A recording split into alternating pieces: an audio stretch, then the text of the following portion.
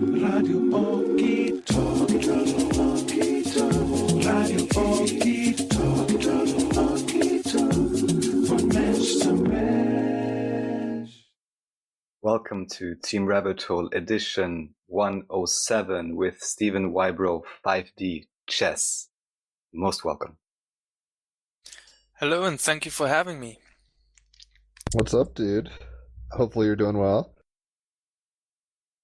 Yes, I'm doing pretty well. I was at a press conference today here in Vienna about the corona crisis pandemic, and it was very interesting what happened there, and major interesting insights in how to proceed forward in the implementation of freedom instead of control.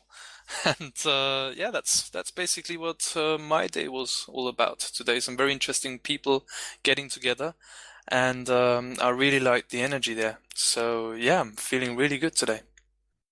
That's what's up. Before we jump onto the pony and ride off into the sunset, Indiana Jones and the Last Crusade style, something we do here on the Team Rabbit Hole podcast is I take the episode number and break it down to the major arcana. And until I guess he runs out of them, and maybe he'll switch decks, I'm not sure. Raphael's been doing Galactic Heritage Tarot, but this episode is 107, so that's the 8th card, which is Strength. And in the David D'Angelo Starman Tarot booklet, it says, I face my fears with the strength of love and patience. Strength is about trusting yourself, letting your inner endurance shine, using your power to embrace the amazing person within, and you have everything within you need for success. Raphael, real quick, what is your heritage deck telling us? So, Steve, now I know why it took you so long to come on the podcast, because we started reading these numbers and the Galactic Heritage cards have 108. So we are now almost at the very end, and I'm not sure how familiar you are with different alien timelines. However, here goes. So this is the story of Orion in the future timeline. Therefore, it is Orion Light. Simply put, this is the story of Star Wars in a sense. So here it says, 107 Orion Light, True Compassion, Future Timeline. True compassion is a deep recognition that all consciousness is part of a greater whole. Whatever one aspect experiences is experienced by the whole. Thus, when you see pain and suffering in the world, know that pain exists within you too. When you find pain within you and embrace it fully, the whole feels your love and compassion. At first, this may hurt, because it is natural to try to shield yourself from the pain of another. But eventually, the love you share will melt away the pain. The Orion Light asks you to not fear pain and use it as a gateway to true compassion. That's like how the Matrix ends, you know, when he's like, hey, I'm just going to love Agent Smith till forever because we have to play this game. And it's funny because this morning, like just right before this, every day I pull cards and play music to it. I pulled the Fool card, the Zero, the Sacred Clown. So it's like, we just have to remember it's a game and laugh at it and kind of hold on loosely, as they say. But I'll shut the fuck up. Raphael, tell us how you kind of stumbled upon Steve, what your relationship is, and we'll kind of go from there. All right, so basically, we met through Okitalk, so through this and if you want platform. to read that blip, I forgot. I didn't write it, yes, but you did. That's a good little blip. So through this very platform we are broadcasting right now, we actually met because there was a recording of one of his events in Vienna, and I actually just saw, we're going to record there. I didn't have like any job there, but I was like, okay, let's meet up, and I'm just going to check out this place and see whoever, is talking about 5G and what they're going to say. And I was actually almost like not expecting too much. I was like, let's see 5G. I mean, what a topic, And then I arrived, and I was actually listening from outside through the headphones, through this software we're using, Mumble, or through the online broadcast. So I could sit outside, smoke, and, like just listen in and like peek inside at a regular Zacchaeus. And then like after, I don't know, 10 minutes already, suddenly the topic kind of switches, and he's all talking about like, imperial self, Mark Passio, Michael Tessarion style, with whom I'm quite familiar. And I pretty quickly recognized, first of all, the idea of the basic, Gnostic approach, some ideas about the slides, and of course the content. And then I was just sitting outside, just like smiling, was like, yeah, this is the way I want this topic to be talked about. And yeah, also the second presentation by Clarissa Horak, who's also on Okitalk, done some shows, was also really amazing. Yeah, many great things. I met some other amazing friends there. So yeah, and this happened maybe about a year ago. And yeah, Steve has been doing shows on Okitalk kind of regularly. So I'm very happy that we can have him on here as well, especially since I know, and it is obvious, that also the idea of both 5G and 5D is both something very individual, but also something that's in a sense worldwide, and everyone can choose to participate. So in terms of the blip for this episode, it says 5D chess from 5G to 5D. Join the team as we explore how to discern what the matrix is and how its rules can be bent or broken in order to play the game on another level, from another perspective, within another dimension. That's what's up. All right, before we really kind of figure out, we can go down any number of rabbit holes that you prefer, Steve. I'm along for the ride. I'll ask questions. That's kind of how I roll as a double Gemini. But kind of give us a little, you don't have to go to call me Ishmael, full biopic or whatever, but tell us kind of who you are in your own estimation, where you're coming from culturally, how you got to kind of the place of awareness that you're at now. Yeah, thank you very much. And yeah, that was really nice to remember the old days, back in the old days, like last year. It was quite funny. Yeah, that's basically when I talk about my own journey, is that I became involved in 5G, and it was sort of like it was leading to that point, where you're basically at the crossroads of your own life. That was, with me, it was in 2017 when I first heard about the 5G rollout, and that was pretty soon, actually, before anyone else realized what was going on with 5G. And that was due to the fact that I was listening to Max Egan's podcast. What was it called again? Surviving the Matrix. And yeah, and Max pretty much connected the dots on 5G pretty quickly. And as soon as I realized what was coming at us, I realized, okay, I had to participate on a much deeper level in all of this, and actually use all the information I've been gathering over the last 7 or 8 years, because my conscious journey of awakening started in 2009 when I watched the Zeitgeist documentary, which I find quite fascinating.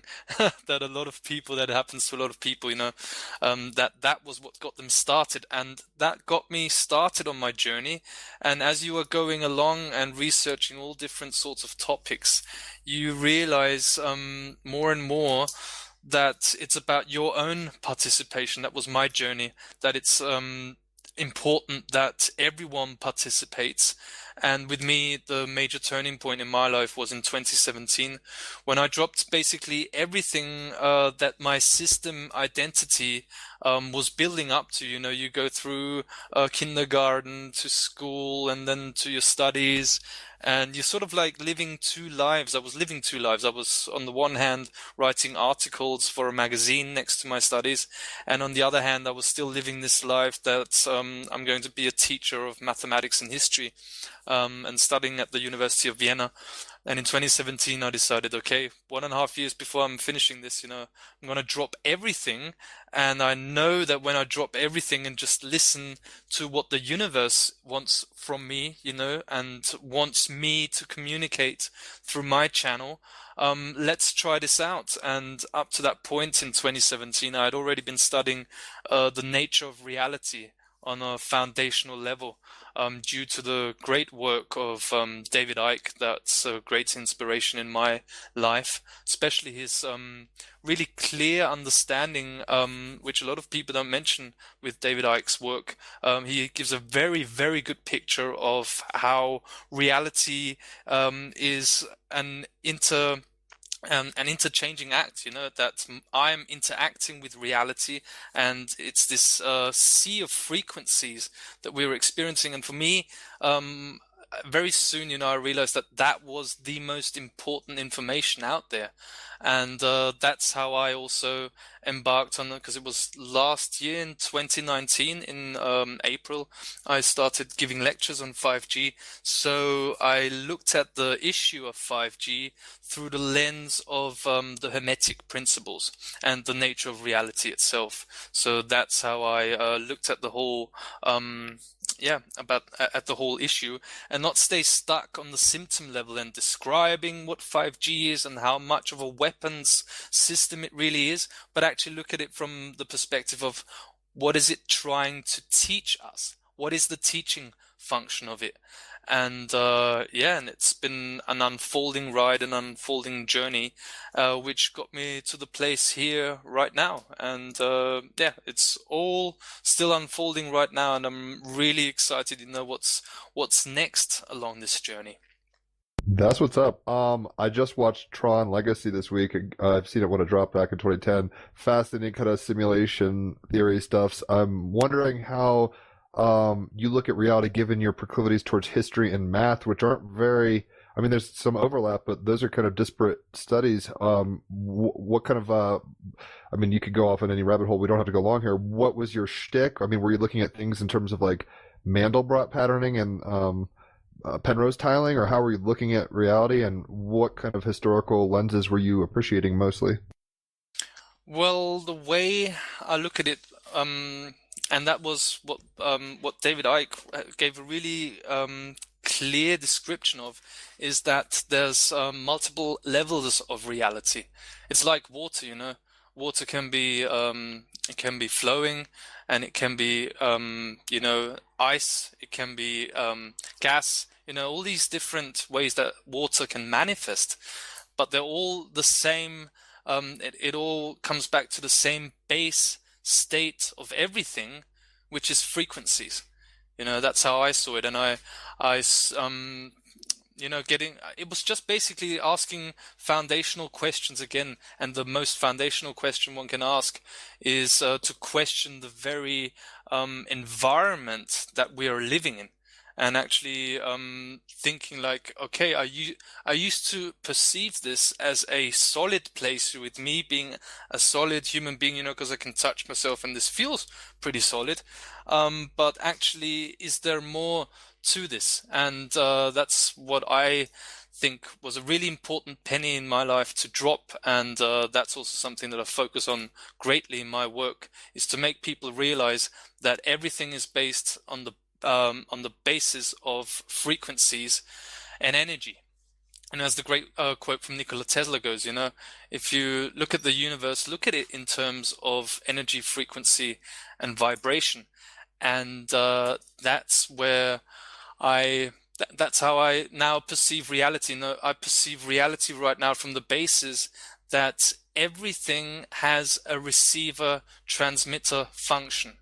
And I try through my work, to simplify things as much as possible, so it's understandable for every being, and to just give the essence of knowledge to the human being, and to reevaluate, his own life, and the way he perceives him or herself. And that's basically what I do. Because I see right now, in the age of the internet, and where we are basically bombarded with truckloads and truckloads of information. It's just unbelievable.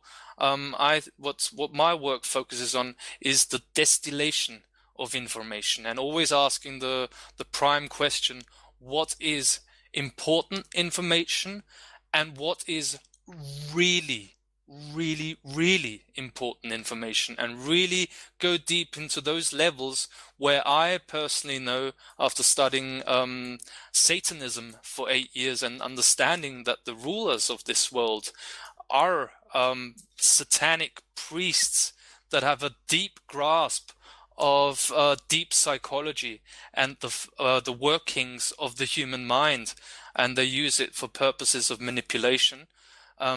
And yeah, and that's what I try and focus on, is to distill the essence of that information and express it to human beings. So, for example, this can happen when I speak at a demonstration. For example, I don't talk about George Soros or Bill Gates. I don't mention any names, but I cut right to the chase and talk about how mass psychology works and how people are manipulated, and what I use is a quote that we all probably know.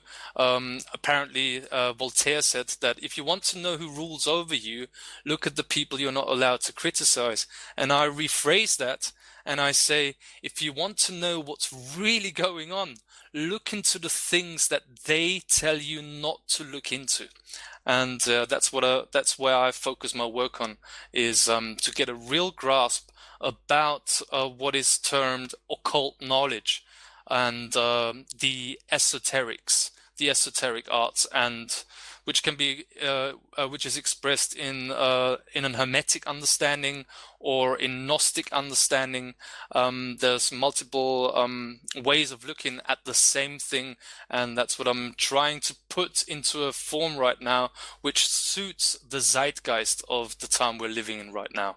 And that's what I focus on in my show called Navigating the Matrix with Natural Law Principles. And I always show the picture of Plato's allegory of the cave at the very beginning of the show, to bring people back to the very basics and to do the basics right, and to drop basically for these 1.5 hours that you're going to watch this show, just realize that anything that you might have been viewing before are shadow projections on the wall. And in this show exclusively, we're going to focus on primarily on how to get the freaking hell out of this cave. That's the only thing that I am truly focusing on right now in 2020 with the show that I'm doing. Yeah. That's what's up. I have a lot of little firecrackers going off in my brain, and I don't want to focus on any which one. And Raphael, if I start being too verbose, feel free to shut me the fuck up. On the one hand, you mentioned hermetic principles. I want to kind of see, and you're talking about distillation. That's a very alchemical kind of term. I want to kind of see what you think in terms of your own processing and your place in alchemy, or how you use these principles, what that means to you. I haven't gotten initiated particularly in those things fully by any means, but I'm aware of them peripherally. Gemini life. And you mentioned Satanism, which is interesting, having, been involved with that for a while. I'm not going to judge. In some weird way on LSD, I made peace with Lucifer or whatever, kind of like being like, I don't know your function in this matrix, but like Judas had to pull the trigger for there to be a Christ or whatever. So sometimes maybe programs have functions beyond my human understanding or wherever I'm at. So I've made peace with it all. And it seems like there's, how would I put it? Causal necessity for all these things in a dualistic Tao, where it's like cause and effect, kind of Merovingian style, like certain things beget certain things. But you're also kind of describing a very Promethean kind of concept, which is also kind of Satan in the Garden with the Apple vibes, with like, hey, there's information being held back and gatekept from you. Why would that be? Kind of stuff. Like, look into this, like, giving the fire of the gods to people, like their illumination or whatever. We can go down that rabbit hole. It sounds like you're pretty active in a way that you're trying to be the change you want to see in the world, which I applaud. That's what all we really can do. And I want to kind of know how, especially given the cards we've drew. The card, yes, Jim. Oh, sorry. Being strong, with the strength card, you're being strong and passionate and, holding your spirit above the material, if you want to put it that way, kind of in a dualistic sense. That's what the strength card kind of shows, the line of passions and the lower chakras, or however you want to put that, and then the spirit kind of subduing that and taming it. But what Raphael had pulled was talking about compassion, and I kind of want to know how you look at yourself, or the situation, like how are we supposed to view kind of antagonisms and kind of hurdles of reality, like Bill Gates and all this kind of stuff, without maybe becoming the enemy that we seek to overcome, if that makes sense.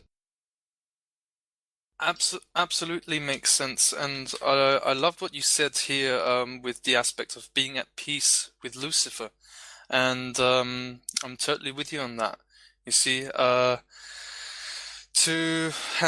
that's where the compassion also comes in, when you understand, in my understanding, that what we're dealing with here, when it comes to Lucifer, what I would call Satan, okay, when viewed through the lens of energy, where everything is on a base level, energy, frequency, and vibration, as the terms that Tesla put forward to view the universe, then I asked the question, okay, what is Satan in terms of energy, frequency, and vibration?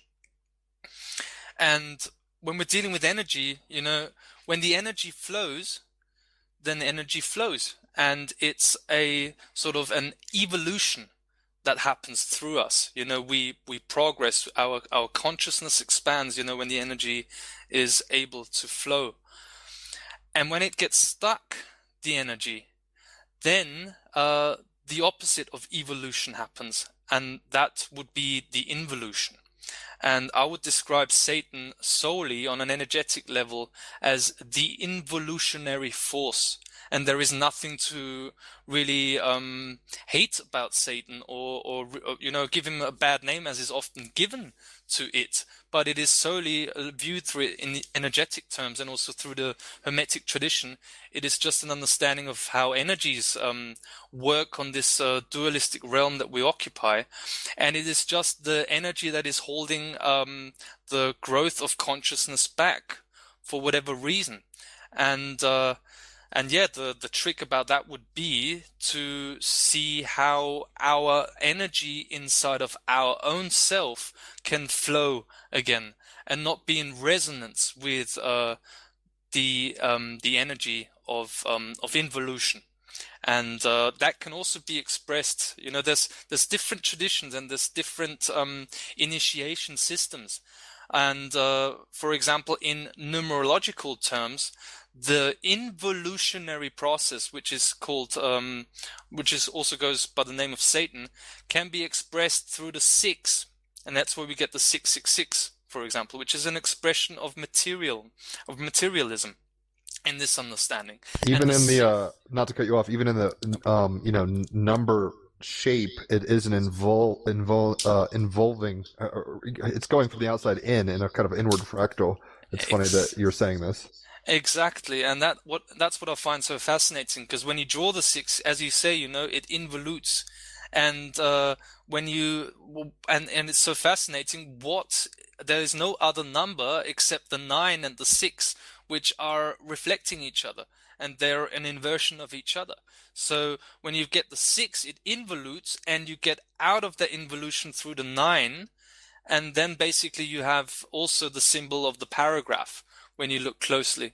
And that's what I'm dealing with, wanting to know about the truth for me is wanting to know about natural law principles. There are laws in place in any given realm, and that for me is the most hidden information on the planet. And for me, that's where I get an understanding of Satan and of the satanic realm, which is very hard to stomach when you look into things like the Jeffrey Epstein revelations that come out, and before that in 2012 we had Jimmy Savile in England. It's very difficult to stomach what's behind that. It drives you crazy, basically, as it did with me at a time when I was researching these topics with elitist international pedophile rings, which are a reality, and right now it's even trending on Netflix. I don't normally watch Netflix, but I had my sister come over to me like a week ago, and she said, I'm watching this Jeffrey Epstein documentary, and if I would be interested to watch it. You see, it's extraordinary, and that's very difficult to stomach, and that is actually also the driving force which builds up my will and my passion to do what I'm doing and to go the full path, of revealing truth and just become a conduit of the truth that wants to manifest through my being and through my lens, is to understand that there are real problems in this world, no matter how I view it. But when I've got the element of compassion also inside myself, and I balance inside my own being, I get a much better balance by having an understanding of Satan as an energetic force, and I don't have to hate whatever someone outside of me is doing, and stay stuck in that rabbit hole where a lot of people are also stuck. A lot of people also in the truth community, that stay stuck on that level of understanding. And I think that's very important to view things as they really are, namely in the terms of energies and energetics. And I think we are going to heal this whole situation with the energy of compassion and realizing that actually the satanic force is actually, or are actually, the forces of limitation. They are limited in their expression and in their experience of reality, and therefore they have to keep the human population in a box that is smaller than their limited box from what they can perceive at a maximum. And we have everything inside of us to transcend their box and really have a much clearer, bigger picture of what's happening in this world than they will ever have. And we can only move through those gates of the matrix, in my perception, if we apply that compassion and become a true conduit of truth and express real truth-based knowledge and become a vessel for that by getting into peace with ourselves and our internal energies. And that is best expressed through not being in hate of anything outside of us. Be it an Elon Musk or Bill Gates or any of these. These are just symptoms of something that is causal, which is far more important to look into. What is the causal level of all of this? Why are we in this situation? Very well said. Go ahead, Raphael. Steve, for explaining. Just as we have our special guest tonight as well, Brian, I'd just like to know if there's anything you would want to comment. It feels like yes, a no. yes, sorry. Oh, yeah, yes. Yeah, I completely agree with the everything in my studies has led to, it is all at the nut of it. It's all energy and the frequency you choose to vibrate at.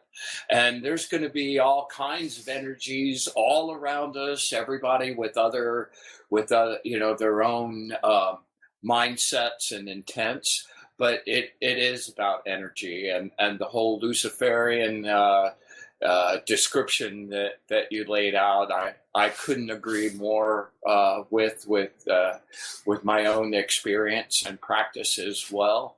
And curiously, I wanted to just go back in my tarot deck. I follow the Thoth construction or sequence of cards, and the 8th card is adjustment. It's called adjustment, and that card is connected to Libra, and it is all about balance and things being out of balance coming back into a state of balance and being. And I feel like things are so like the pendulum is swinging so far in the world stuff, that really the only thing that you could focus on is your own personal energy and the frequency that you are exuding, and that spreads out a lot, So I am in total agreement with your perspective. Real quick, there's a few things just that kind of came to mind, and we can talk about them or not, whatever you guys prefer. So it seems like what we're describing somewhat is toroidal dynamics. We've discussed this kind of before with other people in different contexts, but this is coming up with like Luciferianism particularly, and like maybe, the people that we don't want to be following in terms of Bill Gates or whatever, this transhumanist agendas and stuff.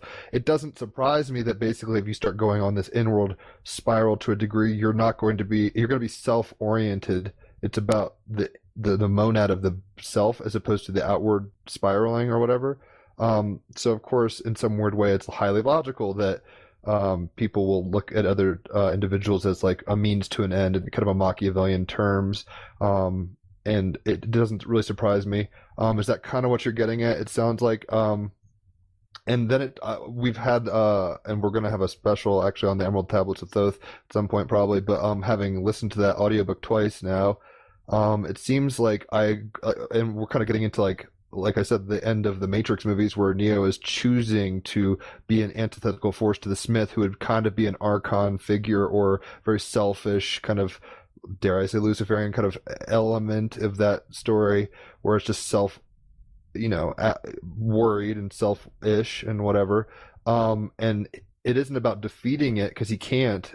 He just has to remain in balance with the Smith, kind of like in Star Wars. It's not about destroying the Sith. Like, sure, there can be a Sith Lord and an apprentice, but like once they start doing the power grab and destroying planets and stuff, there's an imbalance in the Force or whatever. Is that kind of how you're looking at this? Like it's a neutral toroid, and then we get to choose. How are you apprehending it in terms of like karma choice? Because I personally want to be more of a Jedi type than a Sith type, but I understand that there's Sith and Slytherin. I don't, it takes all kinds. I get that, but at some point, especially in the Emerald Tablets, it's like we're all spiraling up. Spiraling up to be a light on the way, and but it does talk about there being like a quote dark brotherhood who's like literally like just kind of like, they gnash their teeth and just want to destroy things, kind of like Attila the Hun of the cosmos or whatever the fuck. I just want to kind of get your perspective on how do you participate in the drama that it seems we're a part of in this Matrix without overly attaching to it, while still honoring maybe your proclivities. Well, it's a big challenge and a balancing act, I think, in my experience, I get drawn into the drama still sometimes more, sometimes less, and it's basically a journey of unfoldment, in my opinion. And I think it's that's what was symbolized also in the Matrix movie at the end. So I don't really know whether they're doing a fourth one, but still interesting. Might be more to know. I think there's always more to know, because it's such an unfolding journey, and that's what makes it so fascinating. But it comes to me to the basic, realizing the basic human instinct. As always, I can only talk from my perspective, but I think it's a basic human instinct to not want to be quarreling, and not wanting to be fighting, and I don't know, it drew so much energy out of me in the beginning of my process of my awakening, and I think all of us, have gone through this, where you're discussing with other people and you're like trying to put over things and say, well, this and that, and you've got so many different facts that you can name, but people are just like, you're crazy, and that makes you go even more crazy. And the point of peace that happens, when the penny drops, when you don't have to fight with other people, you don't have to, and that's a big one, a big penny to drop, is that you don't have to be right. You don't have to prove to anyone that you're right on anything, you see? And it's just, that's where, these are, for me, major spiritual hurdles, that need to be gone through. And for me, it has to do with integrating energies inside of one own being, to have an integrative approach with the internal energies that are operating through us. And when it comes to that, I want to mention the esoteric understanding of the Trinity, where you've got the male principle with the female principle, and it completes the Trinity. And the male principle in that would be the internal energy of thought, and the intellect, and that coupled with the female principle of emotions, which is something that I go a lot into also in my work, because that was one of the most challenging things that I went through, integrating my own emotions and actually realizing that there's all these childhood sort of small or less small, bigger traumas, that keep reflecting in your own experienced reality, that are energies, that want to be completed to a whole, inside one's own being. So the tangent I'm going off here right now is that these two internal energies of thoughts and emotions coupled together, when these two internal energies are projected outward as behavior, as the choices we make every single day in our life, not only life choices, but choices of any kind, that is what what is going to reflect our reality experience to us. And this is, for me, the basic law of karma also. That the way you think, the way you feel, and the way you act, is going to be reflected to you all the time. So all one can do and that's why it's so important to be as conscious as possible, is to be aware of patterns that happen in one's life, which one realizes, and then to start to change one's behavior toward it, to start not reacting to things, that happen, that trigger us, and actually let the trigger happen, and start that process of what does it tell me, and how can I change situations and not get into conflicts with other people. So it's basically this unfoldment of one's being and how to navigate through the experience that we're having, the reality that we're experiencing, and how our reality is so malleable, it's so changeable when we start to listen to certain signs that are telling us things, and actually, which is, that's why I always say in my show, do the basics right. We always have to appreciate the foundational rule of initiation, and the foundation of any initiation is we have to be honest with ourselves.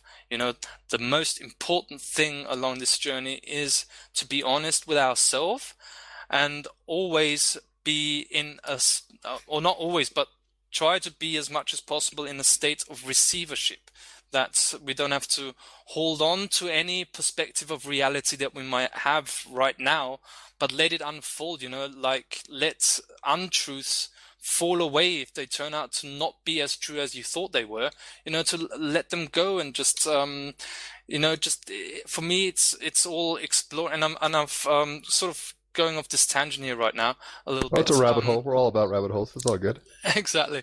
So yeah, basically that's just what came up for me in the essence of the life experience. We're here to experience this realm, and actually, because oftentimes, spiritual evolution and shadow integration work is also viewed as this, shit, and it's not good, and these hard emotions that are coming up.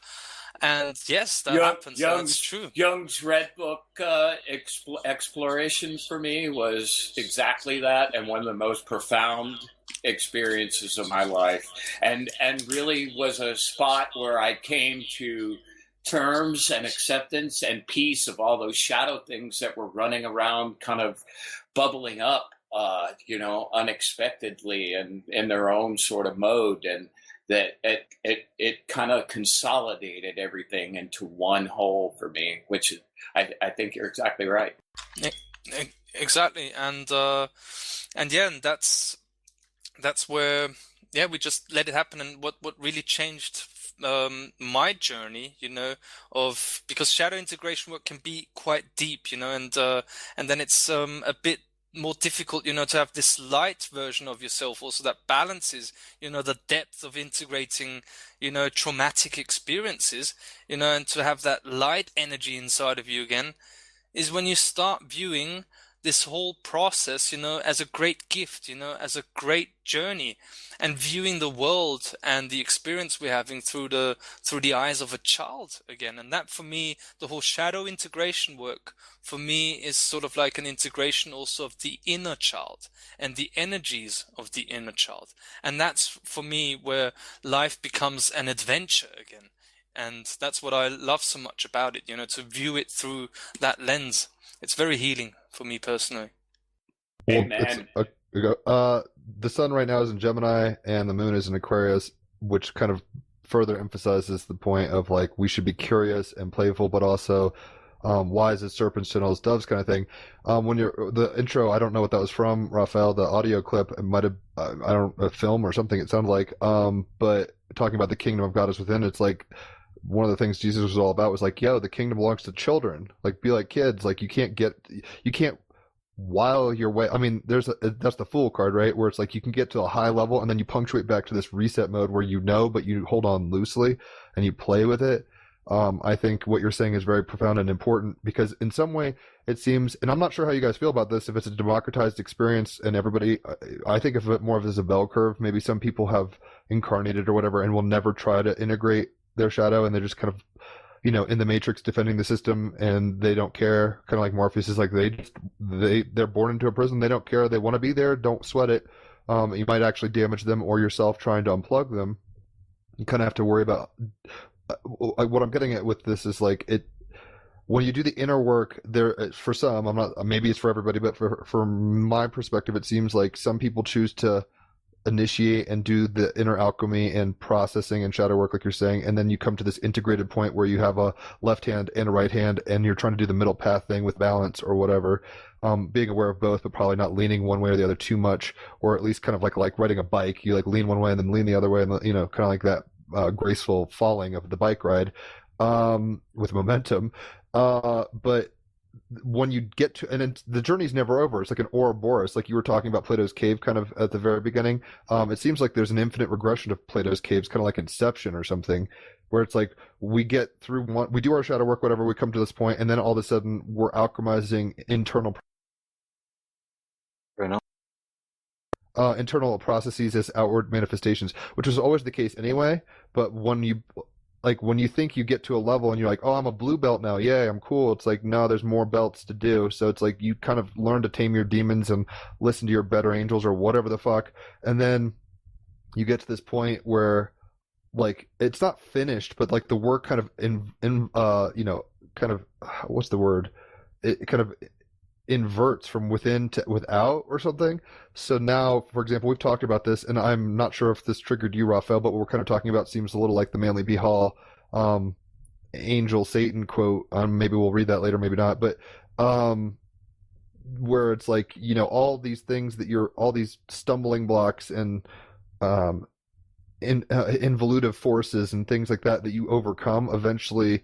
That's an internal thing, and then you punctuate, and like now I'm at a point where I'm like, oh my god, it's Jeffrey Epstein and all this shit. I'm a part of that. Just it's like I'm conscious of my entanglement with that process, and then it turns. Sorry, my app is fucking up. Then it turns into this let it happen kind of Tame Impala thing, or let it be, like Paul McCartney says, where you kind of have to Alan Watts do, so being and kind of observing, and then yes, Jim. Oh my god. The do, this Alan Watts thing, where basically your being is the still point, like the Buddha thing, where it's like not attaching, and then the do thing is the more the Christ thing, where it's like go be the change in the world you want to see. It's an interesting dance. I mean, it's really a passion play of things like Dark Crystal do a good job of it. Things like Inside Out by Pixar do a good job of it. Kubo and the Two String kind of show this inward and outward kind of, and I don't know if everybody's aware of that. I think right now what we're going through is an apocalypse, like an unveiling, where people are becoming aware of the grand scale of things, and then certain resonances are like, I'm New Age more than not, so it's like vibes are raising to the point where people are having to initiate en masse whether they want to or not. What you're describing, we talk in tarot terms a lot, it's the fool's journey. And that's a never-ending journey. And, the fool starts off with, this naivete and this like, wow, let's go, not really knowing where he goes. He meets Magus, the priestess, the empress, and he learns lessons from all of those until he gets to the universe. And then it's time to be the fool again and learn those lessons from a whole different frequency within yourself, and that's a never-ending cycle of self-awareness. Never-ending story. Yes, exactly. And what I want to add to this is what was also touched upon is that the Ouroboros, being a symbol of Gnosticism, I think, if I'm correct, and that the journey never ends. And there's always more unfoldment. And that's what I can see a lot in the truth movement also. I just had an interview like 2 weeks ago or something, with a very good friend of mine. And during the interview, I found this so hilarious. We're having a really good chat about the situation right now, and what are the sort of things we need to put our energies to and change our energies. How can we do that, and all these things. And it was so fascinating because she's really a lovely mother for me, real mother figure, and like full of heart. She's got this incredibly powerful energy. And right during the interview, I found it so funny where she suddenly said, oh yeah, thank God that I haven't got any problems anymore, and I've gone beyond all of this. And I thought, like, ooh, Gulp. okay, Watch out. there's a big one happening there right now. So, ooh, okay, don't want to spoil it there right now, but there's something coming at you soon. And that's how I approach it, the inner child approach, and also the fool's approach. I really like that energy, is all right. So what's next? And one of the principles that I go by is also, I have no stake in the outcome. I just do my things. I don't monetize any of my stuff. I can't even be bothered with it. It doesn't even, I can't deal with that even. When I do courses or whatever, I just can't do it any other way than do it for free. Or any talk that I do, I do it for free, not because I want to diminish the work that I do, but there's just no price tag that comes to my mind to do what I'm doing, because for me, the most important thing right now is to have this approach, to do it for free, and to understand that you'll be taken care of, through a natural, very natural way, and through a natural energetic connection, in whatever form that comes to you, and it comes in abundance then to you, and just what I love about this whole experience and journey is also the humbleness that comes from it, and the letting go of having to know anything better than anyone else, or explain it better, or whatever that is worth to me. It just falls away into and that's why I feel, I get such deep insights, and the project that I'm working on right now is also something that I'm quite passionate about, because I've got something that I call Project 2020, and it's quite out there. It's quite a crazy idea, but it's morphing ever more into clarity, and the sort of insights that I'm getting are really so profound, and I'm so humbled by it. And I think it's due to the fact that I'm just completely letting go of wanting to be paid, or forcing anything, and just going deeper and deeper into this trust. And that's what I'm trying to also teach to the people that I can reach right now, is to help them along their journey, to get more and more into that trust mode. And for me, when we let go of the most existential fear of all of it, which is existential fears, how am I going to pay the bills and all that, and to do that gradually, that's something that I wish to teach to people, because through that, and through dissolving this existential fear that has been programmed into us, in my opinion, you connect to this life force energy that is all around us and is just waiting for us to tap into. And that's one of the ways. And basically what we were talking about before, the shadow integration work, and processing emotions and integrating emotions inside of us, is also connecting us to that life force energy that is, for me, the most important thing we need to connect to. And when we do that, you see, when we connect to the life force energy, I think we connect to the natural internet, or we can call it the 5D world, for which I think 5G is the blocking frequency, or the blocking reality to connect to the 5D world, or what I would call the natural world, the natural internet. And that takes the connection with the life force energy to be in that new realm, and instead of the artificial realm, which I personally call the 5G AI matrix, mainframe matrix, which is also being built, but we need to, in my opinion, and that's what I'm trying to do as much as possible, is to get people into the process, and to assist also in connecting to the life force energy, and really connect to the natural internet that is waiting for all of us. And I think it's completely open, and I don't know since how long, if it was 2012 or whatever, But this is sort of like the understanding that I'm getting of what is going on in the world right now when we're talking about 5D is the natural and the artificial. I try and simplify things. The one is a copy of the other, and the one is for real, and the other is just pretending as if it is. It's a blocking frequency, which is manifested through 5G. And when we can work through that blocking frequency inside of us, this is something that I said on the 5G summit that I was a part of, organized by Josh Del Sol. I said, when we solve 5G inside of ourselves, and for me 5G is the medium for a control system to go online. If I solve it inside of myself, I don't have to experience it outside when I know it's a lesson. And that means to let go of control inside of ourselves. The controlling mechanisms we use on our own being, then we solve 5G inside ourselves, and there is no reason why we have to experience it outside of ourselves. Well said. A couple things, and then maybe we'll do a music break unless Raphael or Brian have any points they want to bring up. First of all, it sounds like you're pulling the Obi-Wan, where it's like you understand that you're in a dualistic game. You're, lightsaber fighting the system. Even in this case, Darth Vader is this man-machine kind of dark father, dark masculine kind of thing, and Obi-Wan is engaging with it, but at some point he kind of just turns off his lightsaber and he's like, if you're going to strike me down, I'm going to be stronger than I'm a part of the 5D. So the 5G is a false thing. I'm going to be in a domain that you can't even apprehend, particularly Darth. You've got lessons on your own karmic journey being this fucking man-machine thing out of hate and fear and anger. And that's kind of sounds like you're on that wave. I'm all about it. What we're kind of describing with the 5G thing, because I'm not sure how to feel about it. I think of the internet and all this age of Aquarius. It's like the birth pangs of the age of Aquarius.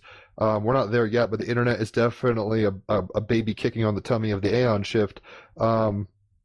And in a Marshall McLuhan sense, we're externalizing our nervous system outward into the electronic gestalt or whatever of the internet and the worldwide connection globally that way. So there's this age of anxiety happening because we can kind of see our thoughts and actions externalized. You can go on the dark web and find anything your shadow would ever want, possibly.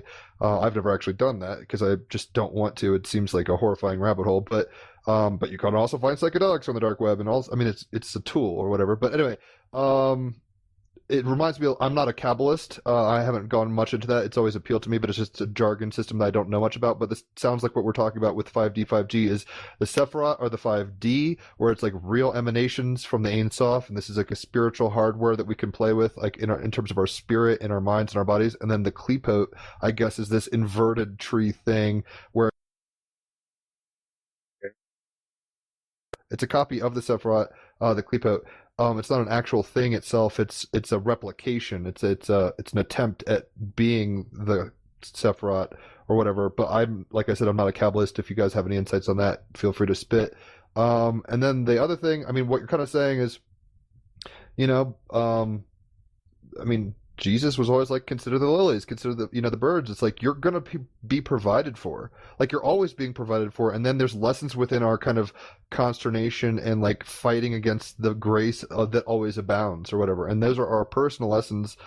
So it's all good in that sense. I think Raphael has helped me kind of tap into more of a monist view. Being a double Gemini, I've always kind of got like contrarian opinions on things. I'm like, yes, this is true, but that is also, like, I see the paradox in it all. But at the end of the day, we're all held, like, in the book of Job or whatever, and I'm not trying to push Christianity on you. I'm a Christian still, but this is just the lens through which I see it. The book of Job is talking about, like, oh, look, there's Job, which actually predates the, I think, Torah. But anyway, this is the story of basically like the high court, the 5D court, if you want to put it that way. It's like there's forces outside of human, whether they're archonic or I don't know how to describe this stuff, but there's forces that are beyond human or something, and they affect us, and they're all still within the Tao. They're all permitted to exist, if that makes sense. It's all still within the substrate of the matrix itself or whatever. So the more we kind of like let go and like Lieutenant Dan style, just fall into the waters of grace and just like accept things instead of fighting them, because the whole point of Lieutenant Dan and Forrest, if you guys have seen that, is he's got this karma and this destiny he thinks he's got, he's like, I've got to function, I've got to do this thing. He's attached to an ego.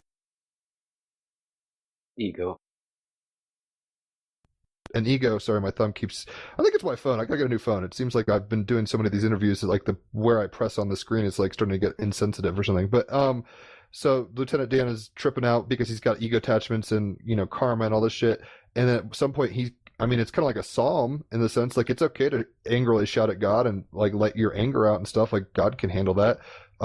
It's actually better to be honest like that than not and just repress it and hide it and stuff like the elder brother and the prodigal son stories. But anyway, if you get it all out there and you let go, Lieutenant Dan finds his peace. He's sitting there without his legs or whatever in the ocean, just kind of chill because he knows it's all good. Like he comes to his peace, whatever that means for his own fool's journey. So I'm kind of rambling. I tend to do this, sorry. But it seems like what we're doing here is coming to a place of, and I want to know how you guys think we should act in the world. It sounds like once you do the inner alchemy, you know how to act appropriately, but like how do we be part of revolutions of change without becoming part of the problem?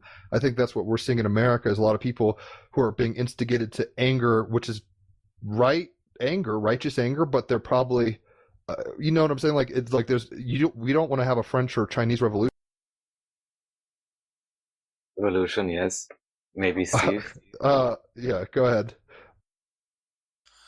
Very, very important point, and that suits the times that we're in right now with what's happening in the US right now. Because it's the revolutionary mind, sort of like it's a distortion of that there is righteous anger, obviously, about all the things that they have experienced or what we're experiencing in this world. You have a righteous right to be angry, and I think if you're not angry, you're not paying attention. And there is something deep to the primal energy of anger, which is actually something that should push us into right action also.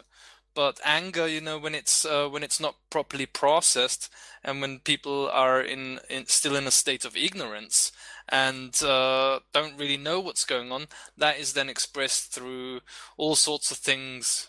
What they're doing right now in America, obviously, and I think a lot of the rioters myself are paid anyway, and a lot of that is acting also. But probably a lot of people are also righteously angry. And I can totally understand why, but that's not the action that we want to have. And when we come from the perspective that we were dealing with just now, that's why the importance is so much on the internal alchemy to happen. To balance the inner energies inside oneself. The thoughts and the emotions, especially the emotions, because from my experience I realized that as soon as I processed emotions and stopped reacting to things and sort of took 10 seconds, take a deep breath, and look at it again, as soon as I started to do that more often and it becomes a habit, it becomes a new habit, just like people are wearing the masks right now. It works on the same thing, that the things that you repeat regularly, it becomes your new habit. And that then it clarifies things for you when we integrate emotional energies, and emotions are energy in motion. And also that then changes the thoughts you're having. When the universe sees, okay, he's processing the shadows inside of himself instead of projecting them outwardly, which we can see in the US right now. And that's the very reason why the material that I'm doing and the speeches I'm doing and the conferences and whatever are all for free, because this is very important for people to know and to become aware of. And I think right now, in this time right now where a lot of things are going to come out, it is even more important to share this foundational understanding of internal alchemy and how to become a sovereign being, because otherwise, people will react in a crazy manner if they find out truth. That's why I'm actually quite happy that the international pedophile rings and all of the things that are happening in the background have not come to the surface yet, because people would go absolutely crazy.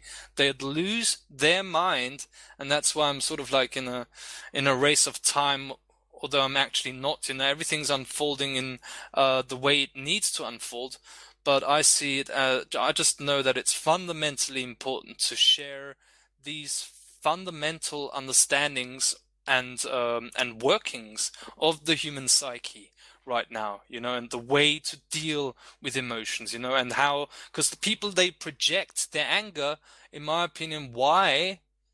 Because they have no connection anymore with human beings. They have no connection with themselves, and they feel there is no other way to go anymore but rioting and going crazy. And that's why it's so important, because these riots started right after the lockdown that they had with the pandemic. And yeah, it's so important to get this information out, and that for me is an expression of the internal alchemy that happens inside of us, and then we will know what actions to take. And for me personally, that's my journey that I'm on right now. I'm working on a project right now, which I can also talk about maybe later, and also giving this information out to people so they don't go crazy when things start to come out. Yeah. One last thought, and then we'll probably do a music break.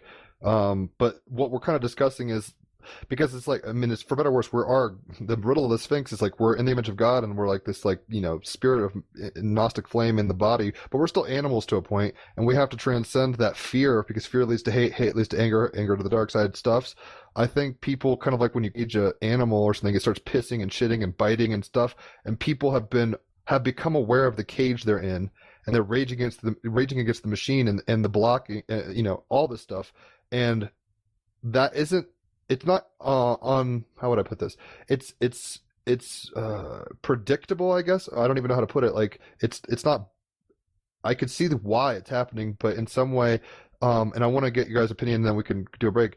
How, I think we've over romanticized and idealized passion, or as a part of being human. Not to say we need to become robots or Spock only or whatever, but I think because of romanticism and like arts, like we have this very, like Beethoven and Oscar Wilde and people like this make us like feel like to be this highly manic, full on, just like feels only, and just do what impulsively you want. Like there's no self-control, and there's no like temperedness. It's funny because, like I said today, I pulled the Fool card for my daily card jam, and the clarifier for that was the Temperance card.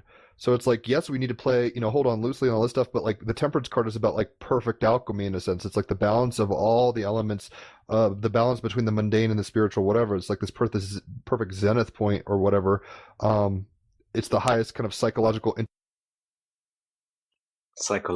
yes. the psychological point. You're an animal and you're a spirit, and you're witnessing both kind of dance together. Maybe I just wanted to get your guys' opinion. Like, how do we move forward in terms of being passionate and zealous and romantic and idealistic without maybe burning down the house, or becoming addicts, or addicted to feelings or whatever?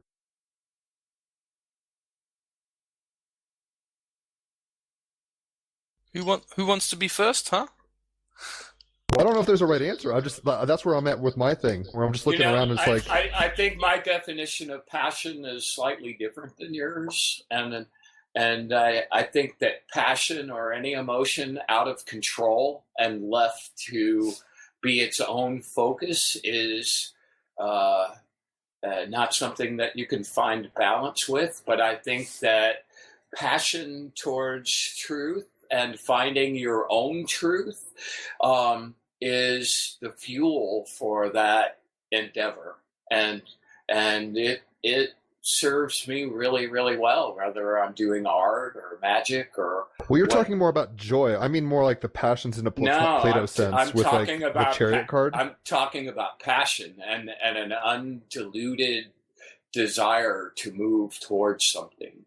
And I think that instead of that undiluted desire being focused outwardly and judging other people, that if that undiluted focus is focused inward and understanding your own texture, then all of a sudden you're, so many things that you've said, Steve, like reflect my own point of view and where I've come to after many decades of learning, that it's that inner journey that releases you from, you know, one of the things you said that really like sent me over the edge was, you know, the moment that I realized you don't have to be wrong for me to be right.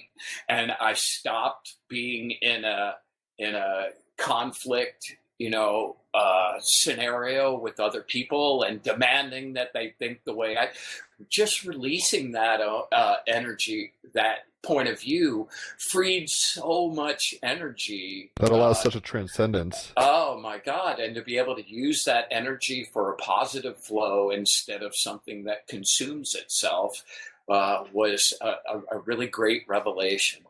And you know, lastly, I just wanted to, you know, after many, many decades, something that I've really come to realize that no matter how passionate I am about what I think is the truth right now, there are so many layers to things, and that Ouroboros thing about coming back. And, you know, you think about some of the great books that you read when you were young, and you go back and read, you know, 10 years later with a different mindset, you get a whole different, there are so many layers to everything that for me, you know, when I talk about truth, I give it the caveat, you know, this is truth to me. This is my truth of the moment. As soon as something better comes up, I'm ready to let that go and shift my vision.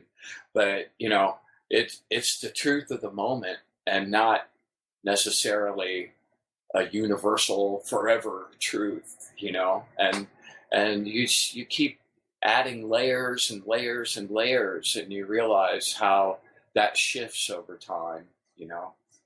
Anyway, That's the deep wisdom, though. Knowing that you don't know, it doesn't mean you're an ignorant of things in terms of not knowing, but it does mean that you know there's more to the picture than meets the eye, including your reality tunnel. Oh, the more I learn, the more I realize how little I know. Yeah. It's humbling like that. The Ouroboros is weird because we start thinking like it seems like there's a process of the journey where it's like an acquisition of knowledge and getting on top of the seat of understanding or whatever, and then realizing that that's just like one little stalactite in the cave of knowing or gnosis or something. It's like, oh shit. Like it's very humbling to know that like and very freeing. And that's a wonderful space. I love that space. I try to live there as much of my life as I can. Can I just interject there quickly? Just a quick for one. sure.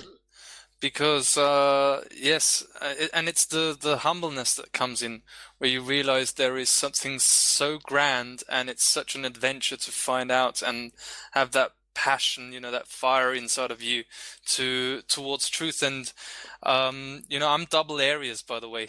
I was going to ask. And I'm fully in the elements of fire, and that's why I'm putting the sort of like the other pole of that. I also want to add that into the conversation, and because I really love that, and I just realized that about maybe 2 weeks ago or so, that yes, there is this aspect of not, you know, basically the more I know, the less I know, and you know, you get this wonder of everything, but also I try and put the other pole into that and try and balance that through actually saying in this moment right now that I know it, and I actually know everything there is to know. Because then when I make that statement and I trigger everyone off by saying it, you know, it then becomes a reality, and it doesn't mean that I now have to know everything, but it opens up that gate in your mind that this is also a possibility. And I think that's also a point where I wish to go, because from that level of gnosis, from this real pure understanding and taking on that signal of pure knowledge and gnosis and understanding, that's what gives you true power. And I think right now it's also very important in the times that we're living in right now to actually exercise our power that we have with great responsibility and in a compassionate way. But that Cue the strength card. It's a very, very important aspect that I realized, and it's a big part of what I'm doing, is to actually, because it's interesting, because power is always put in a negative connotation throughout all the sciences. It's very interesting. And I just realized a few days ago, I realized the work of Michel Foucault, the French guy, who looked into the aspects of knowledge and power, and it was fascinating. This is something that I'm putting into work in the project that I'm doing right now. And knowledge is power, but it's only the basis of power. The real power is in the use of knowledge. And for me, it's very important to put myself into that place of gnosis, and just, fake it till you make it. But then I create that possibility. I open up that gate of real gnosis and pull that and project that into the world. It's very important for my work that I do. I'll say one thing and then I'll shut the fuck up. I promise, Raphael. The idea that was coming to mind with my bringing up the passions thing is like with the Star Wars shit. It's like when Yoda, because Yoda knows how to use the dark side, he just doesn't, right? Whereas like the Emperor and stuff may not even know the power of reason over the passion in the wrong sense. Let me put it this way. So when they're fucking using sword stuff, and it's like once they start getting angry and reacting, that's when he's like, yes, do you feel that? That's like this weird thing that's going to drive your ego in a particular way, and you're going to clench and you're going to fight in a certain way.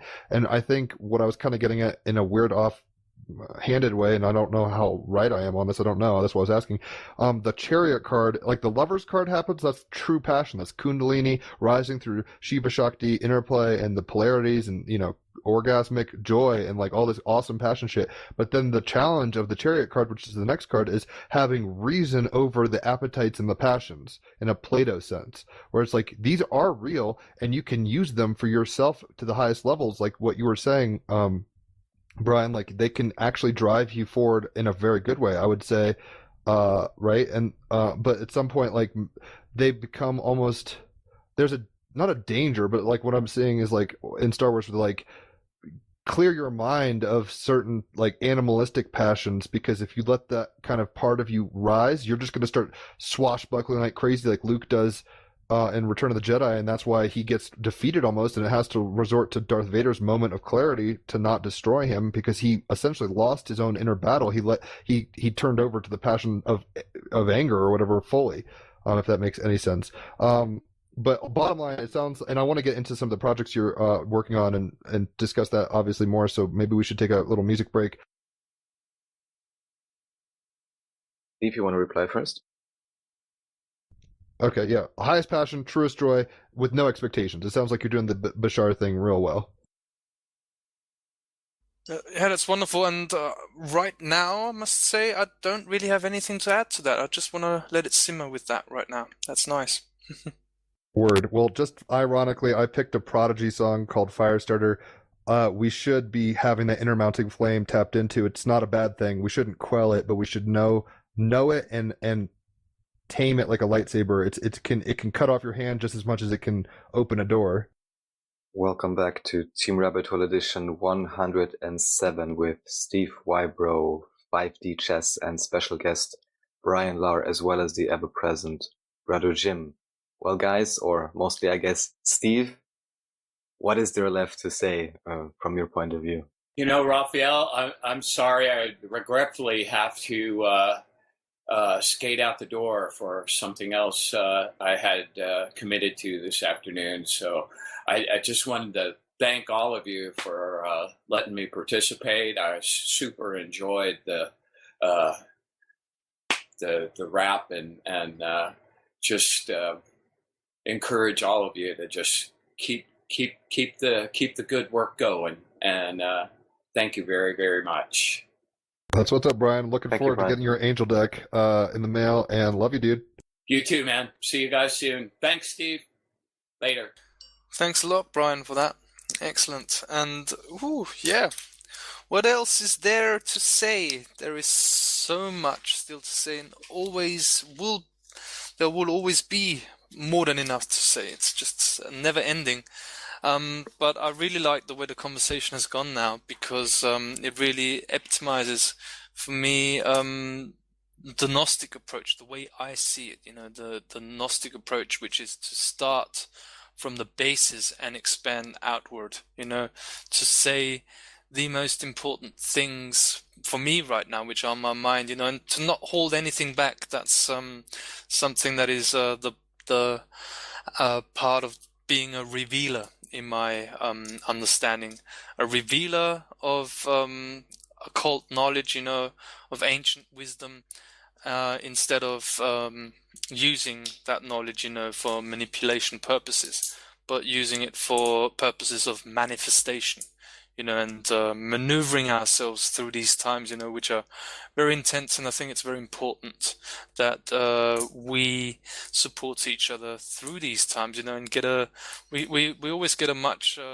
deeper understanding and perspective of the situation we find ourselves in through hearing our perspectives on it, because it's really important to navigate. And as I said, I think it's very important right now to not be stuck, in the information overload that is happening right now. I think a lot of people, and I also know people that I work with, also they even when I say it to them, they're not properly able to switch off, and they're just telling me all the time, there's always something new coming out, and just this and that, and you never get to anything else. And I'm like, all right, then come back to your life again. There'll always be more to know, and that's one of the reasons why in my show, Navigating the Matrix with Natural Law Principles, I regularly also say that there is no news here. There is nothing new that you're going to hear today, but only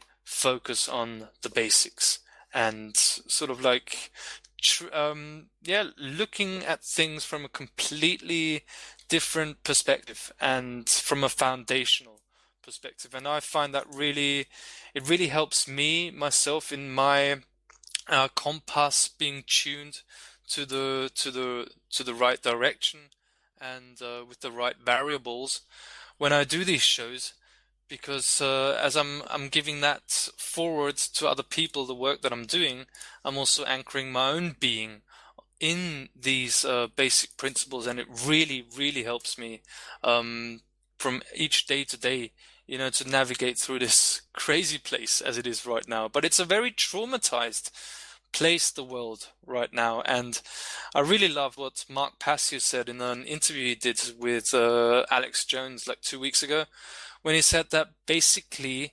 nothing has changed from pre-coronavirus and after coronavirus. You see, nothing has really changed. It is just, and that's what it shows me, that we're right in the middle of the apocalypse, where these masks, that people are wearing is actually showing you directly in your reality who has to hide behind a mask right now. And that's the reason why I absolutely never wear a mask wherever I go. Only sometimes I got a mask today at the event where I was, where it says, something with dictatorship. You can't stop. It doesn't protect against dictatorship. I will wear that now in the supermarket if I have to get something, and I don't want to get into a lengthy discussion, because I also don't really bother with there's these doctors attested that you can get right now. The proof, that you're not allowed to just have for a mask. the record, as you're speaking of Austria. Yeah, exactly. In Austria. Yeah. Just mute yourself kindly for 1 second, just for the context. So since about 1 month, as far as I understand, we can all then discuss about, the legal basis or the biological basis or not, or, economic, spiritual, whatever else may be behind this. But even in the so-called Verordnung, which is like the lowest level of, let's say, law giving there can be, kind of like a, presidential order or something, just we don't have a president in that sense. But even there it says, since at least more than a month, I believe, that you are technically required to wear a mask in certain situations, unless you can legitimately not prove, but argue that this is, either psychologically or physiologically stressing you out in any way, shape, or form. And even there, within that Verordnung, it actually says you do not need a proof from a doctor. So the interesting part here for me is that it almost seems to me that even in these very crazy, let's say, control matrix structures, that apparently want to just dominate everyone and everything. And it may be different in different countries, but at least for Austria, since at least these 5 weeks, it even states in there that you have no requirement at all and you can't be fined and all of that. So if anyone would just be aware that these passages exist, then they would not have any reason to wear these masks unless they are really afraid of whatever, or just as you said, maybe don't want to get any stares or don't want to get into Like arguments. social conformity kind of thing. Yeah, I just want to point out that there's actually no, even as it is stated right now, there is no actual legal requirement. So it's very interesting to see how still so many people are conforming, and sometimes even in spaces and places and situations where they wouldn't have to wear a mask at all, and literally no one is recommending wearing one. But, it's just become the new habit. So, It's always different funny for watching everyone. someone drive by in their car with a mask. It's like, you are alone right now. What are you doing? And I just want to say what we're kind of talking about peripherally is very much the, Timothy Leary, Terrence McKenna kind of vibes of Find the Others. It seems that in being your authentic self, which I think is the choice drug of the zeitgeist of the age of Aquarius, whatever's authenticity, raw authenticity, especially as a double Aries, you're going to have to beat your war drum and dance to that drum regardless of what other people do. And I'm really appreciative of the fact that you're trying to do it in an inclusive and loving and compassionate way, as opposed to maybe like a forceful way, because obviously that's going to be more of a temptation for an Aries, just to be like, I've got the sword, like Peter in the garden. It's like, oh, here come the bad guys, I'll chop off his ear. It's like, oh shit, like, it's nice that you have a sword, Peter, but don't do that kind of thing.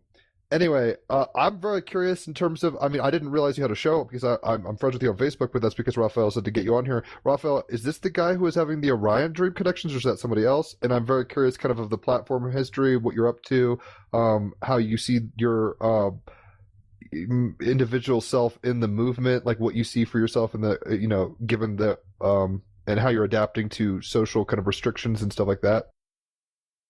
Yeah, sure. What I would say, and thanks for backing that up with the situation in Austria, that's very important to give a clear perspective on what exactly we're dealing with here. And yeah, it's quite funny that it actually says in the Verordnung that you are not required to show any of that. And for me, this exposes the workings of what we are dealing with at every single day, in this world, is actually the workings of Lex Mercatoria, of the international commerce system, where it's just about your silent consensus, and just obeying to the orders that you're getting. But when you look more directly, it actually leaves you an option. And I find that very interesting. This is also, for me, part of the unveiling and of the apocalypse, that actually, from the elite's perspective, there are you don't have any rights. It's just they're doing with you everything through the law of commerce, and whatever you just obey to, that's what you do. This is a very fascinating subject. But other than that, what I also find hugely interesting when it comes to the mask issue is, as I said, I never wear a mask when I go with the train or when I go with the tube, where everyone wears one. I've not seen anyone in the tube up to now, and I've been in Vienna now nearly a week, because I was in Upper Austria before for a while, and no one up to now has not worn a mask in the tube. It's quite extraordinary. Just briefly, I wasn't riding a lot the past month, but also did it the way you describe, and I maybe saw 2 individuals in train stations, although there, then you have your own, presuppositions about them potentially, or I can have. And in that one example, I could not grok to what degree this individual is fully conscious of what he's doing, or whether he just doesn't give a damn, which, from one perspective, a general equanimity and chillness, even here, could carry you through it in terms of simply not being overly afraid or conforming to things you maybe don't really like. So I think I maybe saw 2 or 3. Oh yeah, one I really saw, I'm for sure, like inside the tube, interesting looking guy. But I was also kind of surprised, especially knowing the legal background, that really almost no one else, like you said, is riding without a mask, even though there would be plenty of space, even inside the tubes, to do social distancing or whatever, if you're into that. So yeah, I was also kind of surprised, especially because I would say, like, you know, I'm generally healthy and so on, but it's not really comfortable to breathe through these masks, like on the very basic level, and that individuals literally are willing to suffocate themselves. You know, it's incredible. Well, it's tricky. I'll just say this and be quiet because I want you to talk as much as you can, given the time constraints here. It's funny because, like what you're talking about, maritime and corporate, or rather commerce law. We've had a podcast on with Brendan. I think we were trying to get you guys both on here at some point. We'll have to do that and go more down that rabbit hole. But we're almost conscripted to being chattel in a system. It's just like the Matrix. You're born into a system you have no clue that it is. And once you start waking up to levels of that, that's scary. And then you punctuate and you just kind of try to ride the wave and stop bullets like Neo or whatever. But yeah, the funny part with it all is like how much people are willing to, out of basically laziness and fear are the motivators for a lot of these decisions. People are either too lazy to do differently, or they're too afraid to. And the same thing happened with 9/11 and shoes in America. I found in Europe when I was traveling over there all of 2017. I lived in Switzerland, over near Montreux, basically up in the Alps. But basically, everybody in America has to take off your shoes because of that shoe bombing plot, quote unquote, back in the September 11th days, and that's just kind of the standard behavior now. But it's not like, it's just funny what we give away in terms of our sovereignty just to go along to get along. And there's a wisdom sometimes in that, but not always. It's a kind of a fine line. But basically, fear and laziness are very strong motivators, it seems, to the people group en masse. Yeah, it's what I also wanted to say is that the wearing of the mask, what it also symbolizes to me is exactly that, the first of all, the laziness of people, you know, to really take a deeper look into it and just actually really believing in, you know, in the basics of authority, that authority can do everything it wants with you and demand everything it wants from you at any given time is just absolutely extraordinary. And you just have to give a story to that, which makes no sense whatsoever once you look at it a little bit closer. I'm wearing the mask not to protect myself, but to protect others. But when it doesn't protect myself, then in this theory that they have, then the sort of the bacteria that comes out through your mouth, you know, also transmits to the other. It's like, doesn't make any sense, but it's just, you know, it's right along there with herd immunity, I think, the current logic. Exactly. Yes, exactly. It's just absolutely extraordinary. It just shows you that people can't think straight. That's the basic underlying thing here. And the reason why they can't think. I mean, there's a lot of things, aspects why they can't think straight, but they're basically also, they are afraid, and they are afraid on mostly, I think, on a subconscious level. And this fear actually comes from the basics, I think, from ignorance, because what dispels fear? It's actually knowledge. When I have the knowledge of what Raphael just shared with us, you know, what it really means, that it's not a command, but it's something that is proposed to you, It's then a that fear suggestion. goes away. Exactly, it's a suggestion, and that changes the whole thing completely. Offer for contract, no? Something like this, right? Exactly, it's just you know, basic things where and that's what knowledge does to you. It dispels fear, and the next step, you know, is to use that knowledge. But also an aspect that I wanted to focus on here, which I observed myself through doing this, was right in the beginning when I went into a supermarket and I didn't wear a mask. I could actually literally feel what the Matrix is. For the first time in my life, it wasn't just sort of like this intellectual understanding of what it is. And there is also, you can take the Dictionary of the Law from Köbler here in Austria, you know, where you look at the word system and it says the order of a thought majority. And I'm like, intellectually I get that. So the Matrix is in correspondence with me on a thought level. It's actually, the very basis is not materialistic, because there is no materialistic world. It's all frequencies, as we say. But it actually has something to do with me on the level of thought and the thought majority and the order of it. So what happened when I didn't wear a mask when I went into the spa, and reflecting on that experience, I felt the matrix for the first time in the most purest of sense. And how does it manifest? It's so fascinating. As people looking at you, whereas a month before that, you would be the crazy guy if you wear a mask, and now a month later, you're the crazy guy for not wearing a mask. It's amazing. And just this feeling of what you get, what it means, what mass psychology means, and what it means to actually say, I'm having none of this, and my willpower is far stronger than those of all of you. And that was a fascinating discovery that I made as I was starting to not comply with what I was told with the masks. It was fascinating.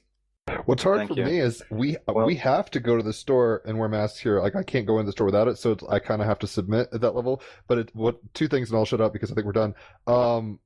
Strength card, we pulled that. That's this episode. That is the lady holding the lion's jaws ever so kindly or whatever, and it's like going against the grain. You feel that when you do it. It reminds me a little of the movie Inception, when the girl Arachne or whatever her name is starts becoming aware. The dream world becomes aware that she's not part of the system, and they start like antagonizing her and try to like destroy her or whatever. Our bodies do this with white blood cells and viruses and stuff, like quote unquote, right? So it's like it's fascinating how the micro acts like the macro, and just being witness to it. So more power to you, more strength to you, dude. Raphael, what were you gonna say?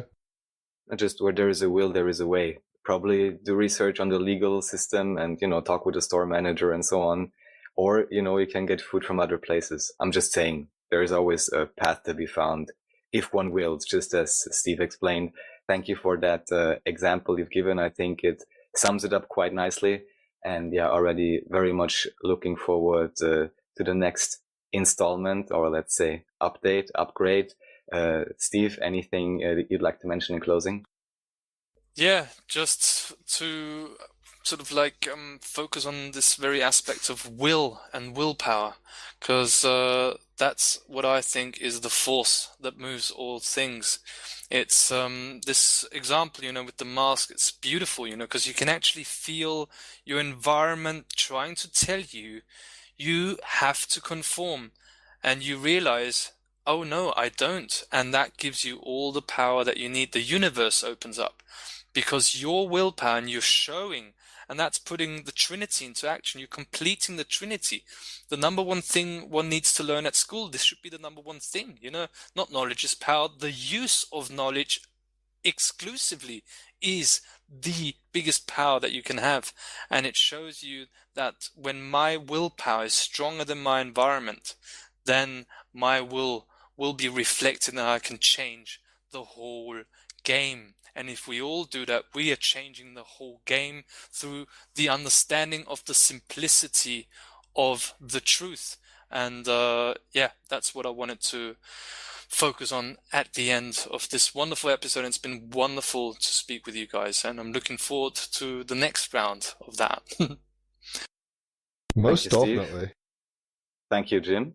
I'll say one thing really quick, and then that's all. I mean, this is my parting thought. Gil Scott Heron, who is an activist in America, said the revolution will not be televised. Don't just look at the mainstream media, guys. There's a lot more to the picture than meets the eye. Follow your true self, and like he's saying, be authentic and strong. Strength card in compassion, like Raphael's card was saying, towards yourself and others. You can walk on water. You could do these things and more, but we have to believe. That's the whole point of the Force. It's like you can't do it until you clear your mind and then believe and trust in it, and then you can lift rocks or the X-Wing or whatever the fuck. So enjoy the fucking ride, guys, and try to find the others. We're at a point where we really should be standing strong in our authenticity, and when we vibe in our strength and in our individual authenticity as kind of like movers and shakers of our own domain, you're going to find the other monkeys that are on that wave, and together we rise. Thank you both so much. Thank you all for listening. Team Rabbit Hole, life in action, unconditional love to you all. Enjoy yourselves. Radio Okitalk.